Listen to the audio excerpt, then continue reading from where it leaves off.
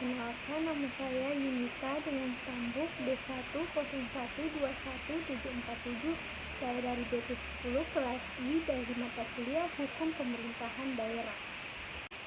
Di sini saya akan menjelaskan secara ringkas materi tentang hukum pemerintahan daerah tentang salah satu asas penyelenggaraan urusan pemerintahan desentralisasi.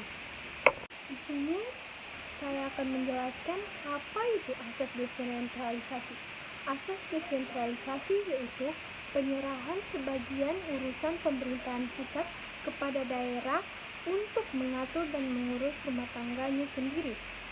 Maksud dari sebagian urusan karena tidak semua urusan dapat diserahkan kepada daerah, baik provinsi maupun kabupaten ataupun kota. Desentralisasi adalah suatu bentuk pemberian kewenangan kepada unit-unit atau pengelola-pengelola dengan tingkat kewenangan yang lebih rendah di dalam suatu struktur organisasi. Definisi desentralisasi menurut pasal 1 angka 8 Undang-Undang Nomor 23 Tahun 2014, penyerahan urusan pemerintahan oleh pemerintah pusat kepada daerah otonom berdasarkan asas otonom. Definisi menurut para ahli. Menurut RDH Kussumadja, desentralisasi pada negara kesatuan berwujud dalam bentuk satuan-satuan pemerintahan yang lebih rendah, teritorial atau fungsional, yang berhak mengatur dan mengurus sendiri sebagian urusan pemerintahan sebagai urusan rumah tangganya. Dan menurut Irwan Soegito, desentralisasi adalah pelimpahan kewenangan pemerintahan kepada pihak lain untuk dilaksanakan. Asas desentralisasi memiliki semangat bahwa pemerintahan daerah dianggap mampu untuk melaksanakan pemerintahannya sendiri.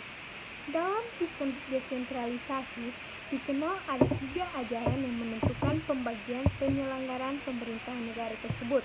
1. Ajaran rumah tangga material, 2. Ajaran rumah tangga formil, dan 3. Ajaran rumah tangga real.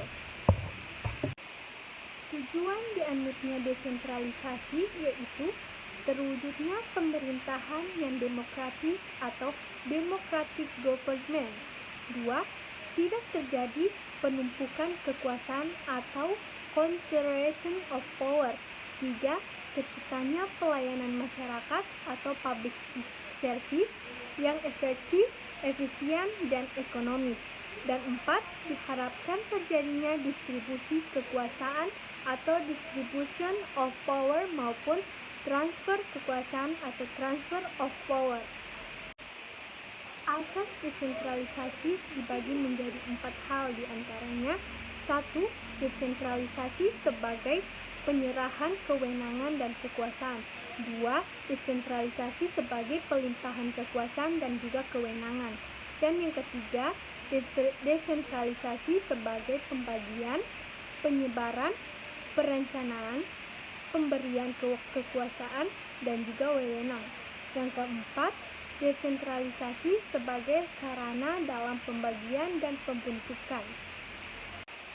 Sekian materi yang saya paparkan dalam video ini.